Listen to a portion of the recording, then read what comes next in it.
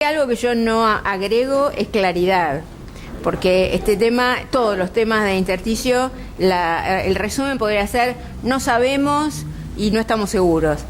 Y con esto que vamos a hablar ahora, que eran pocas cosas que estábamos más o menos seguros, bueno, ahora también hay algunas cosas que han empezado a cambiar.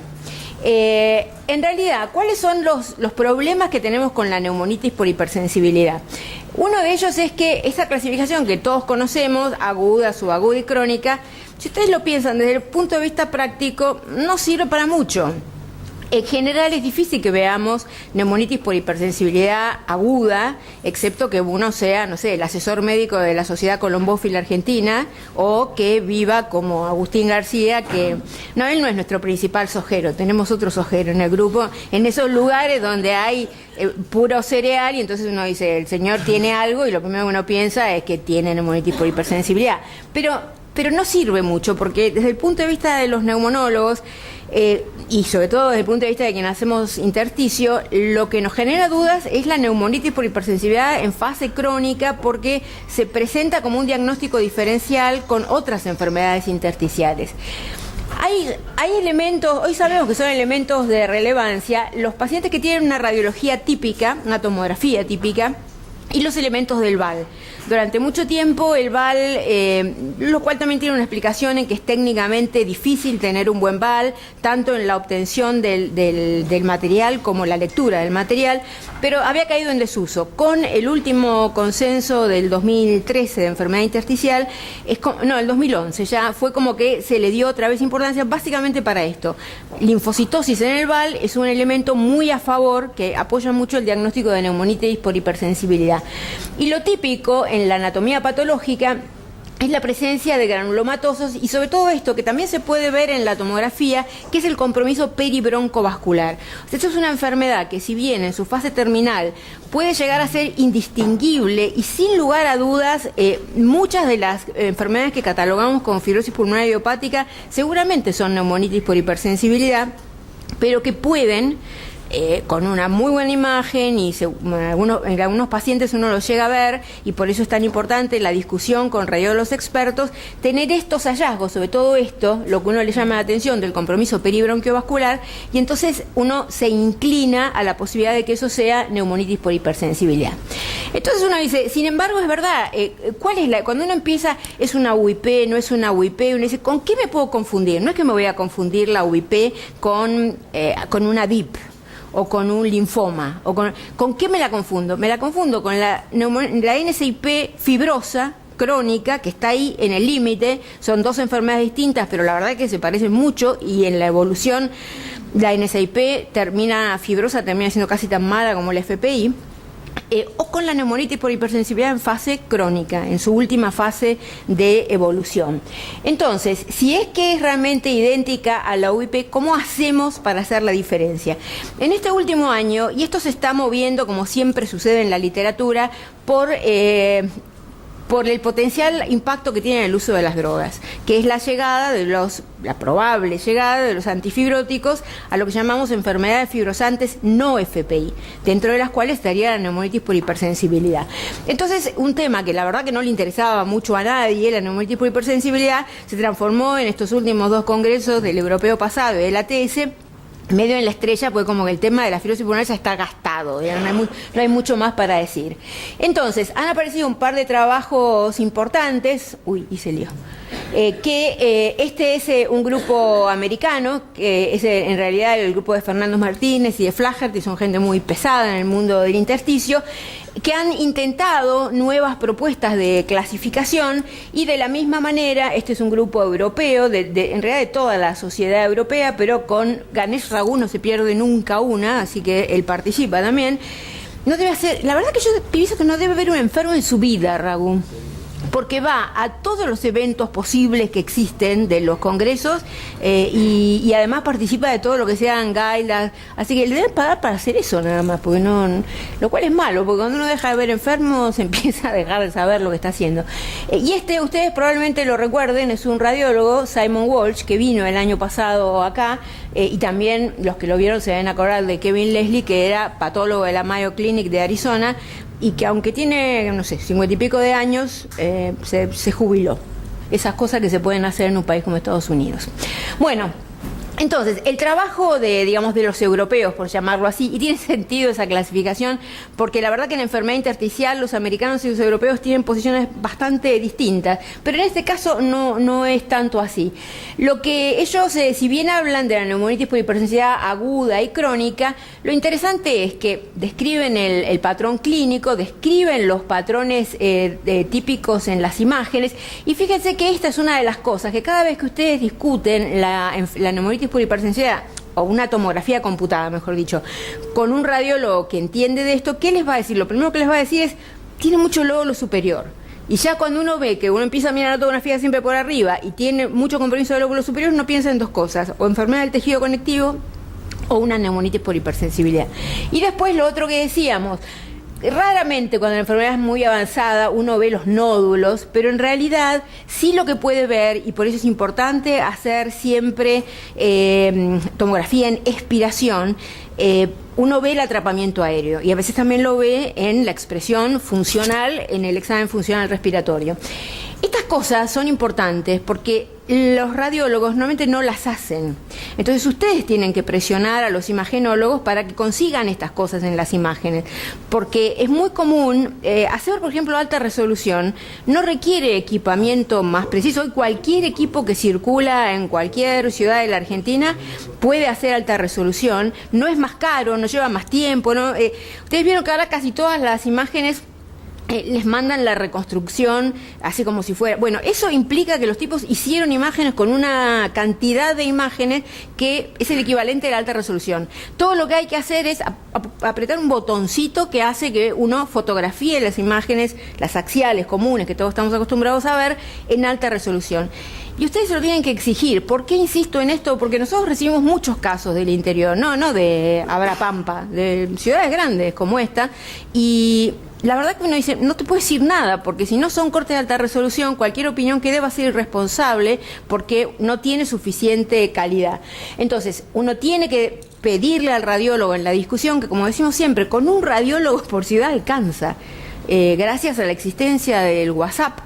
Yo digo, el tipo que dice, yo hago imágenes en intersticio, fantástico, nosotros lo coronamos rey del intersticio en tomografía computada. Ahora tiene que atender el WhatsApp de 8 de la mañana a 11 de la noche.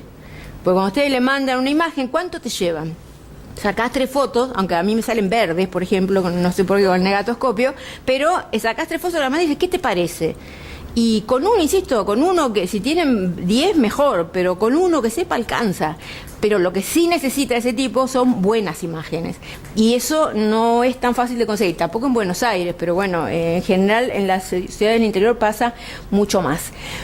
Y esto se correlaciona con patrones de anatomía patológica que tienen ciertas características. Siempre esto, la neumonitis por sensibilidad es una enfermedad por inhalación, entonces va a tener un fuerte predominio alrededor de la vía aérea y además, desde el punto de vista clínico, los pacientes mucho más frecuentemente tienen tos y hasta pueden tener un patrón obstructivo en el examen funcional respiratorio. Esto lo que quiere decir es que la biopsia pequeña, ergo la biopsia broncoscópica o la biopsia por criobiopsia, pueden tener hallazgos suficientemente específicos como para que el patólogo les diga esto es una neumonitis por hipersensibilidad. Entonces es un dato a pensar que por ahí uno no lo tiene en una NSIP. Hay que ser muy buen patólogo y tener mucha suerte en una biopsia pequeña como para tener elementos suficientes que al patólogo le permitan decir esto es una NSIP. Pero en la neumonitis por hipersensibilidad ese no es el caso.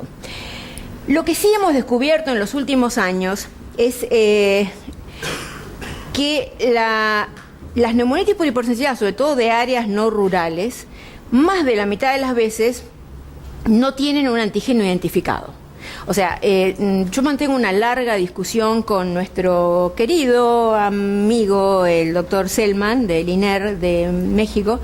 Ellos son muy especialistas en neumonitis por hipersensibilidad. Pero una de las ideas fijas que tiene Selman, que no es un tipo que le gusta mucho que lo contradigan, es que todas las neumonitis por hipersensibilidad son, por antígenos de origen aviario. Entonces, no, porque es la señora que está en su casa, en el patio, con la catita. será, supongo yo, las cotorritas. Y yo le decía, mirá, en Buenos Aires la señora con la catita existe en el tango nada más, no hay más patio y no hay más cotorritas y no hay más señoras en la casa, ¿viste? Eso no corresponde a la descripción epidemiológica que tenemos nosotros, y tampoco a la que tienen las publicaciones, tanto en Londres, que es un centro de publicación importante, como en los Estados Unidos, a pesar de que Estados Unidos tiene áreas de farming, de, digamos, cerealeras muy importantes. Entonces, eso hace una diferencia muy relevante, porque el tratamiento más importante de la neumonitis por hipersensibilidad, ¿cuál es? Sacar al paciente de la exposición antigénica. Entonces, si uno tiene un paciente que vive enfrente de una cerealera donde te cuentan que está tirando todo el tiempo cereal y se ve como vuela, digamos, o trabaja en una maderera o trabaja en una panadería y entonces vuela la harina, bueno, entonces uno sabe que eso probablemente no resuelva la enfermedad, pero va a dejar de producir la perpetuación de la enfermedad. Pero si uno no encuentra el antígeno, no puede hacer nada al respecto. Entonces, esto ha adquirido en los últimos tiempos tanto valor que lo que propone este grupo es hablar de neumonitis por hipersensibilidad criptogénica. Si el antígeno no está identificado, se la llama criptogénica, y hay ya varios trabajos que muestran claramente que esos pacientes tienen peor pronóstico, significativamente peor pronóstico. Son mucho más similares a la fibrosis pulmonar idiopática, porque tienen áreas extensas de fibrosis y tienen el mismo fenómeno que tiene la FPI, y que es lo más grave que le puede pasar a una FPI, que es la exacerbación aguda.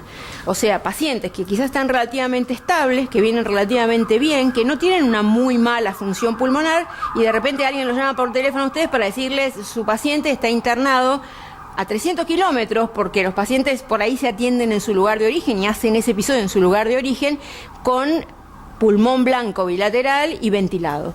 50% de esos pacientes se mueren y el otro 50% que sobrevive sale con un deterioro marcado de la función pulmonar. Ese fenómeno existe también para este tipo de neumonitis por hipersensibilidad. Y además, si él sigue expuesto, él o ella sigue expuesto al antígeno, bueno, puede hacer superposiciones agudas porque se expone a dosis más importantes de carga antigénica. El hecho es que esta es una editorial de estos dos tipos. Bueno, a Toby Maher, casi todos ustedes lo deben conocer porque ya vino un par de veces a la Argentina. Philippe Molineux también es del Brompton Hospital, a pesar de su nombre, es nacido en Inglaterra y habla como si fuera nacido en Inglaterra. Publicaron esta editorial con esto de decir, bueno, pongámonos de acuerdo, porque los consensos sirven para eso. No es que sirven. Hay mucha discusión, por ejemplo, con esto de existe la IPAF o no existe la IPAF. Me parece una discusión estúpida. Si existe la neumonía por la neumonitis intersticial con componente autoinmune. Lo que pasa es que tenemos que ponernos de acuerdo y llamar todos de la misma manera a una cosa, porque si no, no la podemos estudiar. Él te puede decir esas drogas ridículas que usan sirve en la hipertensión pulmonar porque llamamos hipertensión pulmonar a esto. Si no, antes, digamos, no sabíamos cómo se llamaban. En este caso pasa lo mismo. Tenemos que tener criterios que, al igual que las enfermedades del tejido conectivo, no son criterios diagnósticos, son criterios clasificatorios, pero que a uno le permiten, sobre todo en la investigación clínica, poder homogeneizar a los pacientes. Entonces, ¿cuándo vamos a pensar desde el punto de vista clínico en neumonitis por hipersensibilidad? Primero, como decíamos, cuando hay áreas de disminución de la atenuación en áreas no fibrosas. O sea, uno lo primero que hace con una tomografía, y esto lo decía Hansel, que era el jefe de radiología del Brompton, hasta también, se jubiló, tampoco es viejo, hará 6 meses, y él decía, lo primero que uno se mira en una tomografía es, ¿tiene áreas de fibrosis o no tiene? O sea, no le estoy poniendo nombre, pero digo, ¿tiene fibrosis o no tiene? Cuando uno le ve fibrosis, lo que busca son algunas cosas que me permita inferir, no quizás decir definitivamente, si esto se parece más a una enfermedad del tejido conectivo, se parece más a una UIP, a una FPI, o se parece más a una neumonitis por hipersensibilidad. Y una de las cosas que le tengo que buscar es eso. En las áreas no fibróticas uno ve esta tomografía y dice, todo esto es fibrosis, todo esto es fibrosis, nos queda claro, está todo achicharrado, bronquiectasias de tracción. Pero bueno, en las áreas no fibrosas tengo áreas de baja atenuación y uno ve que hay áreas más negras. Esas áreas más negras me tienen que hacer sospechar que ahí hay atrapamiento aéreo y ese no es un signo de la FPI. Entonces uno tiene que pensar que eso puede ser una neumonitis por hipersensibilidad. La otra cosa que decíamos es la distribución inusual de la fibrosis. La UIP excepto cuando es muy avanzada, entonces está todo el pulmón destruido, pero la UIP es prolijita, la FPI, perdón, es prolijita. Lo que hace es afectar las bases. Ustedes ven que a un tipo que hace intersticio, ustedes le muestran las placas y casi que ni mira arriba, todo lo que mira enseguida son las bases, porque es una enfermedad de predominio basal. En cambio, en la neumonitis por hipersensibilidad, uno empieza a mirarla desde arriba, este corte es relativamente alto, están recién divididos ambos bronquios, no tiene mucho compromiso basal y sin embargo miren la cantidad de compromiso que tiene acá. Y tiene además esta cosa medio salteada, que hay áreas muy sanas y áreas que están afectadas. Ese es un signo a favor de neumonitis por hipersensibilidad.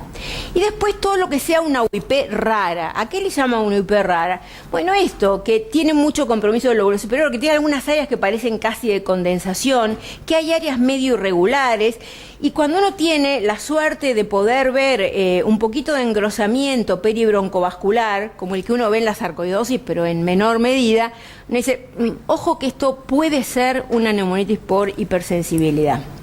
Entonces, este algoritmo espantoso, la única cosa que importa de esto es que empezamos con la misma historia que empezamos con la fibrosis pulmonar. Uno habla de neumonía intersticial probable, posible, y lo llamaríamos, creo nosotros, muy probable. Entonces, empezamos a... ¿Para qué sirve esto? Uno dice, bueno, primero para asumir que uno no está seguro. Que antes uno le decía a los pacientes solamente eso. Miren, yo no estoy segura si esto es una neumonitis por hipersensibilidad o esto es una fibrosis pulmonar. ¿Por qué vamos a probar de darle corticoides? Bueno, porque tiene o una carga antigénica muy obvia, entonces uno dice, no le puedo negar la oportunidad de que esto mejore un poco. O porque tiene alguna cosa en la radiología que me inclina mucho a que eso sea una neumonitis por hipersensibilidad. Ahora, probablemente dentro de 3 meses, si los corticoides no funcionaron, o si en la evolución el paciente tuvo alguna evolución favorable, pero la placa se va poniendo cada vez más fibrótica, uno va a decir, la verdad no sé lo que es, pero ahora el componente más fundamental es fibrótico, y probablemente, ahí hablaremos de eso, cuál es el lugar que pueden tener los antifibróticos. Entonces, el tema es aceptar que no existe la categoría de neumonitis por hipersensibilidad definitiva para estos tipos, pero la única manera de decir que es definitiva sería tener una biopsia que muestre granulomas y áreas de compromiso peribroncovascular.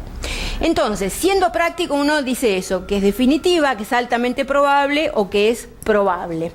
Entonces, cuando es definitiva, ¿qué tengo que tener? Como decíamos, una anatomía patológica probable o definitiva, una TAC probable o definitiva, y alguna de estas cosas, que tenga historia antigénica, que tenga TAC definitiva, que tenga TAC probable pero con linfocitosis. ¿A qué va esto? Bueno, no se trata de memorizar los criterios. A que pocas veces uno puede decir, por lo menos viviendo en una ciudad como Buenos Aires, esto es una neumonitis por hipersensibilidad definitiva. Son pocos los pacientes que uno puede biopsiar, porque muchos ya tienen, estos que presentan la duda, muchos tienen una función pulmonar que hace difícil tomar la decisión de una biopsia. Pero también esto implica que por ahí vamos a tener que tener más tendencia a biopsiarlos, que si la función pulmonar los no permite, quizás si uno tiene la sospecha, va a valer la pena, sobre todo en el advenimiento de la criobiopsia, de hacerle más biopsia a estos pacientes. ¿Por qué? Porque es lo que me va a autorizar a darle corticoides, hacer una prueba de corticoides. ¿Qué hacemos ahora? Le damos la prueba de corticoides. Pero 3 meses de 40 miligramos no son gratis. Y encima son pacientes difíciles de controlar, ni hablar si tienen enfisema.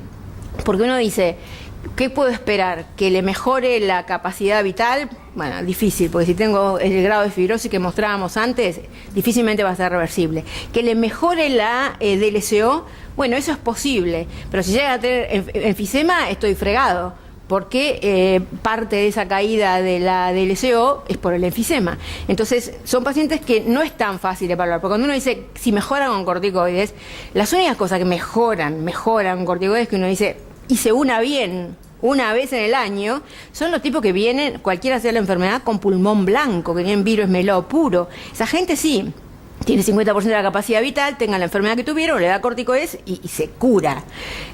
Estos pacientes que ya tienen un montón de fibrosis, es como la cicatriz de la BCG no se te va a ir nunca.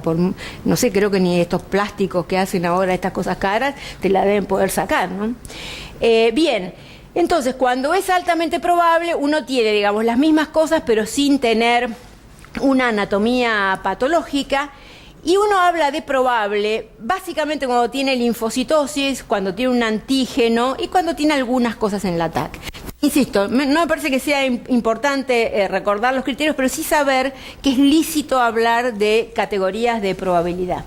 Entonces, ¿a qué va todo esto? A decir que la realidad es que cuando hay mucha fibrosis, uno, decíamos, tiene estas categorías posibles digamos, de diagnósticos diferenciales. Que esto sea una UIP, una FPI, perdón, posible, que sea una neumonitis con componente autoinmune. Hay pacientes que es muy fácil catalogarlos como neumonía intersticial con componente autoinmune. Es una mujer, tiene Raynaud y tiene un FAN de 1 en 5200. Bueno, sí, así es fácil. Ahora, después está esa cosa que uno dice, tiene un FAN de 1 en 320 y nada más.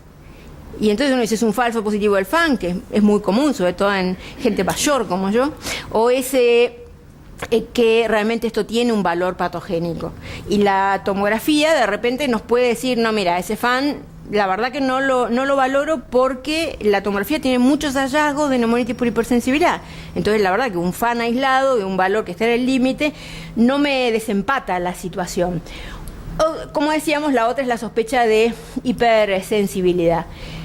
La pregunta que uno empieza a hacerse ahora, y quienes han discutido este tipo de casos con nosotros en la sección de intersticio, que sí recibe los casos de la gente que hace preguntas, no como lo de hipertensión pulmonar, es que en algún momento de la discusión, después de decir todo esto que yo estoy diciendo, demostrando cuánto sabemos de todo esto, uno dice, ahora, ¿realmente importa?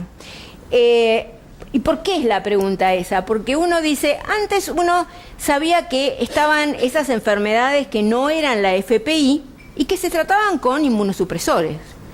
Y en cambio, después teníamos que empezó esto de los primeros trabajos que se hicieron para la fibrosis pulmonar hepática, que mostraron que darle inmunosupresores a una FPI no solo no servía, sino que era malísimo, aumentaba la mortalidad. Son trabajos que en realidad se han revisado muy críticamente porque tienen debilidades intrínsecas importantes, pero bueno, la verdad que todo el mundo aceptó estas conclusiones porque quienes hacíamos esto sabíamos que habíamos cansado 20 años de darle corticoides inmunosupresores a la fibrosis pulmonar hepática y nunca mejoraba ninguna. Así que era fácil de aceptar. Entonces, aparecen los estudios de antifibróticos. Y entonces la hipótesis es, cuando hay fibrosis, lo único que uno puede hacer es como con la Argentina, es ser modesto y pedirle a Dios, si existiera, que no empeore más, no que mejore. No creo que nadie, por ahí hay alguna gente joven que todavía tiene la expectativa de que esto puede mejorar. Los más viejos, todo lo que esperamos es que no empeore. Entonces, con la fibrosis pulmonar hepática, uno aceptó eso, hizo el switch en algún momento y dijo, todo lo que queremos es que se deteriore más lentamente. Y eso es lo que ofrecen los antifibróticos, porque no hay inflamación. Entonces no tiene ningún sentido darle drogas, que además tienen muchos más efectos adversos, como son los corticoides y los inmunosupresores. Entonces, ahora estamos pensando que, bueno, las otras enfermedades, está bien, empezaron de otra manera, pero finalmente están en una etapa en que tienen pura fibrosis. Ustedes piensan en las tomografías que yo acabo de mostrar, y sí, no es, remarcamos las diferencias que tienen con la fibrosis pulmonar hepática, pero hay áreas que si ustedes le mostraran el pedacito ese nada más, son muy parecidas a la fibrosis pulmonar idiopática. Entonces empezó esto de decir que probablemente uno tenga que pensar en que a esos pacientes se les puede dar este tipo de drogas antifibróticas. Entonces, específicamente con la neumonitis por hipersensibilidad, como decíamos, lo más importante, por supuesto, es remover el antígeno. Acabamos de decir que 50% de las veces 50% de las veces porque uno no sabe, pero aún cuando uno sabe, eso pasa con los pacientes. Los pacientes, aparte de tener una enfermedad, viven, comen, mantienen una familia. Y uno dice, no, se tiene que ir de ese lugar. Y no puedo, yo tengo mi casa acá, no me puedo ir a comprar una casa a Recoleta. O tiene que dejar la panadería. Hace 30 años que, bueno, ahora la deben haber dejado todas, pero trabajo de esto, no es que me puedo poner una cervecería artesanal. La gente no le es tan fácil cambiar la vida. Entonces, a veces ese es un factor importante y uno sabe que si el antígeno no se remueve, la enfermedad no se va a controlar, aun cuando uno le esté dando tratamiento con corticoides e inmunosupresores. Entonces, la verdad que la evidencia que hay respecto de que los corticoides mejoren la función pulmonar en la neumonitis por hipersensibilidad, es este trabajo que es viejo y es con, yo no me acuerdo, pero eran 15 pacientes, 20 pacientes, una cosa ridícula para los términos de hoy. Esa es toda la evidencia que tenemos para darle corticoides a estos pacientes. Y uno dice, ¿qué se hace con una neumonitis por hipersensibilidad que no le va bien cuando uno le da corticoides? En general, como en cualquier enfermedad intersticial, si uno ve que hay áreas de potencial reversibilidad, porque hay áreas de virus esmerilado, por ejemplo, básicamente diría yo, uno le da ciclofamida. ¿Sobre qué base? Este trabajo que está hecho en esclerodermia. ¿Qué tiene que ver la esclerodermia con la neumonitis por hipersensibilidad? Nada. Pero uno dice, ¿qué racionalidad tiene eso? Y bueno, que los pacientes van empeorando y uno le dice, mire, no tengo ninguna evidencia. Había un trabajo muy interesante del British Medical Journal publicado años atrás que decía, no hay ninguna evidencia y no se ha hecho ningún estudio randomizado doble ciego de que si uno no abre el paracaídas se cae y se muere, de que la mortalidad cuando uno no abre el paracaídas es más alta. Bueno, hay cosas que no requieren estudios, ¿no? Y que además requieren acciones. Entonces uno, en estos pacientes, y lo que sí es justo es explicárselos y decir, mire, vamos a dar un tratamiento que probablemente le haga daño, porque es difícil que 30 miligramos o 40 miligramos durante 3 meses no le hagan nada malo a un paciente, sobre todo a una mujer, ni hablar. Y al marido, porque la mujer se pone insoportable y la quiere echar de la casa, y uno ya le advirtió el primer día que no la puede retar y no la puede echar de la casa porque son los corticoides. Entonces, se usa. ¿Hay alguna evidencia fuerte? Ninguna. Estos son distintos pequeños estudios que se han hecho con ciclofamida en otras enfermedades, y lo que hay en neumonitis por hipersensibilidad es esto, son 15 pacientes que fueron tratados y tuvieron alguna pequeña mejoría. ¿Qué pasa con el micofenolato? Yo diría, el micofenolato, y esto corre para todas las enfermedades en las que se usan corticoides e inmunosupresores, tiene más o menos la misma potencia inmunosupresora que los corticoides. ¿Cuál es la ventaja? No tienen el mismo perfil de efectos adversos. Entonces, en general, más allá de que es bastante más caro y difícil de autorizar, uno no empieza dándole micofenolato a alguien, porque la verdad, la droga más noble, mejor conocida, más predecible, en que uno sabe cuál es la respuesta esperable, son los corticoides. Como le da altas dosis de corticoides, digamos, asume que el paciente tenga lo que tuviera, incluida neumonitis por hipersensibilidad, mejoró o está mejorando, y le mejoró 15% la DLCO, por ejemplo. Somos gente con pocas expectativas, los intersticiólogos, nos conformamos con poco. Y uno empieza a bajar la dosis. ¿Sobre qué base? El arte de curar. Porque no hay nada escrito en ninguna parte, ¿no? Entonces uno empieza a bajar la dosis. Pero hay una racionalidad que es, si yo necesito, para mantener esa mejoría, para que se estabilice esa pequeña mejoría que yo conseguí, mantenerlo con dosis por encima de 20 miligramos, es muy difícil para un paciente, sobre todo para una mujer, bancarse crónicamente 20 miligramos día de prednisona. Si yo lo puedo manejar con 10 días por medio, y prefiero quedarme con los corticoides, que los conozco bien, que todos le conocemos el perfil de efectos adversos, que son drogas baratas, y que 10 miligramos o 10 miligramos día por medio, en general no tienen demasiados efectos adversos. Ahora, yo lo tengo que dejar con 20 o con 30, bueno, ahí el micofenolato pasa a ser una buena opción. No es que no tenga efectos secundarios, la inmunosupresión es inmunosupresión y va a tener lo que es más importante en términos de efectos adversos, lo va a seguir teniendo, y eso hay que explicárselo bien a los pacientes, pero lo que más le molesta a los pacientes, el insomnio, la hipertensión, el aumento de peso, el acné, todas las cosas horripilantes que a uno le pasan con los corticoides, eso no lo tiene el micofenolato. Entonces ahí es una buena opción para pasar a micofenolato. ¿Hay mucha evidencia? No. ¿Con qué empieza el uso del micofenolato? Con la nefritis lúpica. Se parece poco a la neumonitis por hipersensibilidad. Pero hay trabajos de pocos casos, 15 casos, 17 casos, que muestran que los pacientes pueden tener mejoría, y es lo que uno ve en la práctica clínica. No es una droga que es fácil de usar, es más cara y por lo tanto hay que justificársela mucho a los auditores, porque tienen razón. Uno pueden decirle esto no está autorizado para este uso, pero en general terminan cediendo, porque sobre todo cuando... Por eso también sirve el asesoramiento de expertos, no porque ustedes no sepan qué es lo que tienen que hacer, sino porque el tipo, cuando ve ciertas firmas, sobre todo en las obras sociales grandes que reciben muchos pacientes, ya sabe que esa gente va a insistir hasta que lo consiga y que le va a decir al paciente que si no le dan la droga judicialice la situación, porque uno sabe que eso es así. ¿Y por qué uno se siente autorizado a hacer eso? Porque son pacientes que son relativamente jóvenes, paciente que está entrando en la ancianidad, como el doctor Rojas, por ejemplo, tuvieron una neumonitis por hipersensibilidad, vive en el lugar ideal para hacer una neumonitis por hipersensibilidad. Y uno dice, le va cayendo la función pulmonar, o lo tengo que dejar con 40 miligramos de prednisona.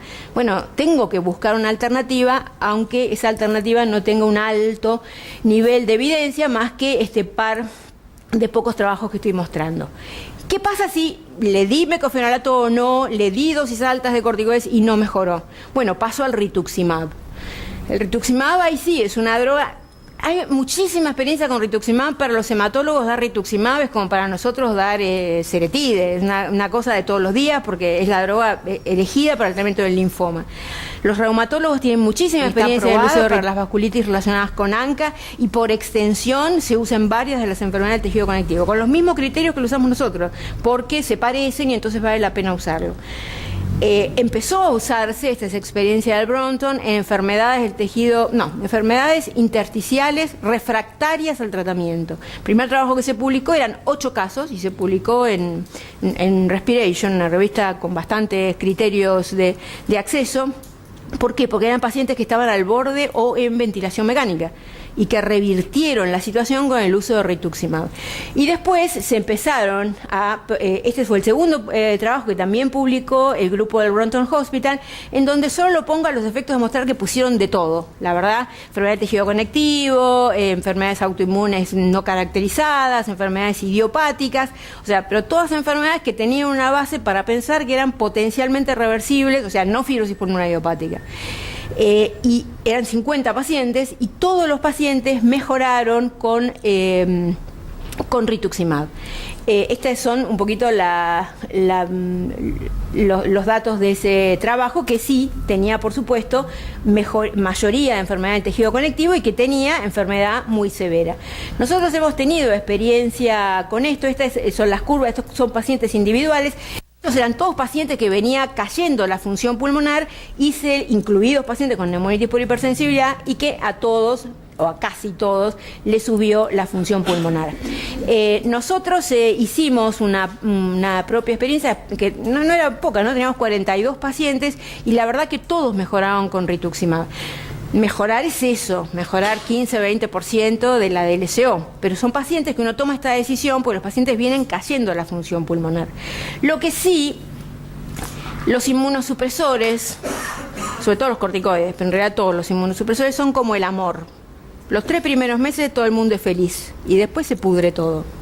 Entonces lo que uno está viendo ahora, que está adquiriendo experiencia con esto, es que te pones muy contento porque los pacientes mejoran poquito, pero mejoran. Pacientes que venían cayendo aceleradamente la función pulmonar, le das rituximab, mejoran, y mejoran 6 meses, porque a los 6 meses empieza a aparecer esto de lo que estamos hablando desde el principio.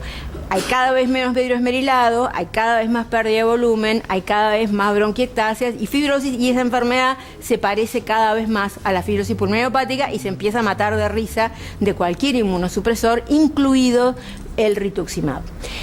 Bueno, estos son nuestros pacientes que, créanme, todos mejoraron. Entonces, ¿a quién hay que tratar? Wells, que otra vez es el personaje más característico del Brompton Hospital, lo que mostró es que los pacientes que tienen linfocitosis tienen mejor respuesta a los inmunosupresores, lo cual tiene lógica, porque son pacientes que todavía tienen inflamación en actividad.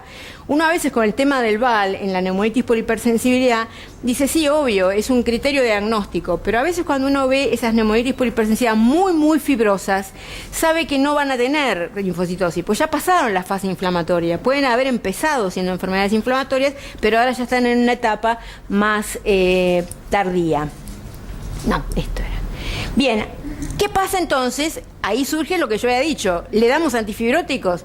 No tenemos ninguna evidencia, pero ahora ya hay estudios que se están llevando a cabo. De hecho, este estudio de nintedanib en pacientes con lo que se ha dado en llamar enfermedades fibrosantes no FPI, de las cuales yo diría una de las más frecuentes es la neumonitis por hipersensibilidad. Ya terminó de reclutar, no sé para cuándo se esperan los resultados, supongo que bueno, ahí dice pero no, supongo que los resultados van a estar, terminó de reclutar hace un par de meses, o sea que dentro dentro de un año terminará el año de tratamiento de los últimos pacientes. Probablemente para el europeo del 2020 haya algunos resultados. La convicción que todos tenemos es que esto tiene que servir. Y de hecho, bueno, algunos los estamos usando. Hoy entonces dijimos, en fibrosis pulmonar el paradigma es usar antifibróticos y en las EPID inflamatorias usar inmunosupresores y manejar las complicaciones, porque insisto, es prácticamente imposible que los pacientes no tengan complicaciones. Pirfenidona y nintedanib están aprobadas solamente para fibrosis pulmonar idiopática y el futuro próximo sería, si es posible, tratar las causas subyacentes en la fibrosis. Creo que hay que hacer una cosa de prevención, que no es menor en nuestro país. Muchos de los pacientes que tienen esto son trabajadores que trabajan en áreas, y en esto Raquel Pendito, Lilian Capone, Rita Zeta, porque es imposible de pronunciar, son una ayuda enorme para nosotros. Hay veces que hay trabajadores que trabajan en trabajos que son claramente productores de neumonitis por hipersensibilidad y que no usan ninguna protección. Y que después cuando uno le dice, bueno, mire, esto puede tener que ver con que usted durmió en un silo durante 20 años, entonces quizás pueda judicializarlo y tener una compensación, por lo menos para conservar la RT, y el tipo le dice, no, pero gracias, doctora, pero a mí el sindicato me ayudó a jubilarme. Y ese tipo lo mandaron a la casa con una jubilación mínima, que es la jubilación por discapacidad, en vez de pagarle los 3 millones de pesos que le tenían que pagar como compensación.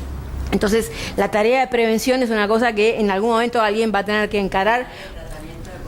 ¿Cómo? Y darle tratamiento. Exacto, porque además cuando el tipo pierde trabajo, pierde RT. Y bueno, ya no tiene trabajo, entonces el mejor. Ajá. Tiene 2 años para hacer la denuncia y sí tiene cobertura de corrida, digamos. Claro, por eso es. Cuidado, lo que pasa es que en general no están bien asesorados. Bueno, ese es el tema. Creo que yo no sé cuáles son los pasos, pero sé que lo tengo que mandar a alguien que lo asesore a eso. Pero la verdad que lo que es importante es que, y eso yo creo que hay un gran aumento de la conciencia a nivel internacional. En el British Medical Journal publica muchas cosas sobre el tema de la polución, por ejemplo, o de la violencia por armas en los Estados Unidos, que son problemas de salud pública y que los médicos nos tenemos que involucrar en eso, porque la verdad que lo ideal es que no se enfermen, no que uno lo pueda compensar cuando se enfermaron. Entonces, un esquema posible hoy es decir, remuevo el antígeno, si tengo signos inflamatorios, lo que dijimos, le doy corticoides, y todo esto que dijimos, o le bajo la inmunosupresión o le escalo a rituximab, pero cuando no tengo signos inflamatorios, hago una prueba breve con corticoides, pero es como con ciertas personas, uno sabe que mucho no le va a poder sacar, le da una chance de que haga algo bueno, pero hay gente que, bueno, de movida, cuando la ve la primera vez, sabe que no puede esperar mucho de ella. Y si no mejora, entonces uno dice, pruebo con antifibróticos. Ahora, antifibróticos de no FPI, el problema que nos enfrentamos es que no están autorizados, que por lo tanto, a pesar de que hay estudios ongoing en todas estas enfermedades, hoy es muy difícil que los podamos pedir. ¿Qué es lo que, cuál es la razonabilidad? Intentar primero revertir el fenómeno inflamatorio y después que la enfermedad fibrótica permanece activa. De hecho, a veces cuando uno tiene pacientes que están claramente expuestos, que tienen una neumonitis por hipersensibilidad sin duda, y uno los retira del agente de exposición, y de todas maneras la enfermedad puede progresar. Es como que la vía fibrótica ya está disparada y es independiente del fenómeno inflamatorio. La mayor parte de la fibrosis pulmonar idiopática se mueren de enfermedad respiratoria. No tienen otras cosas. O lo peor que pueden tener es hipertensión pulmonar, pero de alguna manera consecuencia de la fibrosis pulmonar idiopática. Pero las no FPI con componentes fibrosos, estas enfermedades que estamos hablando, también se mueren de enfermedad respiratoria. No es que se mueren como la enfermedad del tejido conectivo, que tiene un amplio menú de ofertas para morirse. Se mueren de la enfermedad respiratoria. Y además, el grado de fibrosis predice la mortalidad. La diferencia en la neumonitis por hipersensibilidad con componente fibrótico y sin él es dramáticamente diferente. Entonces, la extensión de la fibrosis, cuanto más extensa sea la fibrosis, también predice mortalidad, tanto en la fibrosis pulmonar idiopática como en la neumonitis por hipersensibilidad. Y entonces uno tiene que pensar que lo importante es la fibrosis, no importa por qué se produjo, no importa si fue autoinmune, no importa si fue por exposición a antígeno o porque no sabemos cómo se produce, como en la fibrosis pulmonar idiopática. Entonces, hasta que terminen los estudios, ¿qué hacemos? ¿Uno usaría los antifibróticos? En un paciente con curso desfavorable yo creo que sí, porque bueno, uno sabe que esos pacientes se van a morir. Si son pacientes jóvenes quizás tengan la opción del trasplante, pero si son pacientes que son más grandes sabemos que no, y además tampoco nos engañemos, no es que todos los pacientes que uno quiere trasplantar se van a trasplantar, porque no es la realidad del país. Y entonces uno tiene dos opciones. Mientras hubo criterios para entrar a protocolos, se podían ingresar los pacientes en protocolos, y si no, intentar el uso off-label. Esto implica pelear con el pagador, tratar de convencerlo de que es más caro que el paciente se interne a cada rato que pagar los antifibróticos. El pagador tiene todo el derecho del mundo a decir que no, porque es una indicación off-label. Yo les diría, en mi experiencia, yo tengo algunos pacientes con enfermedades fibrosantes no FPI que finalmente les han dado los antifibróticos, en otros no, y la verdad que acá no es que uno fácilmente pueda, como en la FPI, judicializar la situación, porque no es que el paciente tiene razón. Esta es una indicación off-label, por lo tanto la aseguradora no está obligada a pagarlo. Entonces, lo razonable es que no hay que excluir a estas pacientes, pero que lo más importante, si uno quiere hacer una de estas cosas, primero, tomar la decisión es difícil. Segundo, uno tiene que tener algún respaldo para poder pelear con las pagadoras, y en eso lo que hay que buscar es lo que hablábamos antes, el trabajo en red, el consenso entre expertos o entre un grupo, porque nadie sabe, ninguno de nosotros les va a decir nunca yo estoy seguro de que hay que hacer esto. El que dice eso, hay algunos pocos que lo dicen, es porque no tiene realmente idea de lo que son estas enfermedades. Porque los tipos que están en el Brompton te dicen, tienen una expresión que es muy, a mí me parece que es muy útil, que es lo de working diagnosis, ¿no? Y con qué grado de confianza. Este es el diagnóstico al que llegamos para hacer algo, porque si vos no llegás a un diagnóstico no tomás ninguna conducta. 30% de confianza, 50% de confianza, 80% de confianza. Y con eso trabajamos como hipótesis, pero no es que estamos seguros. Pero el consenso, y eso está perfectamente demostrado, el trabajo multidisciplinario aumenta los niveles de confianza. Bueno, y eso es todo por ahora.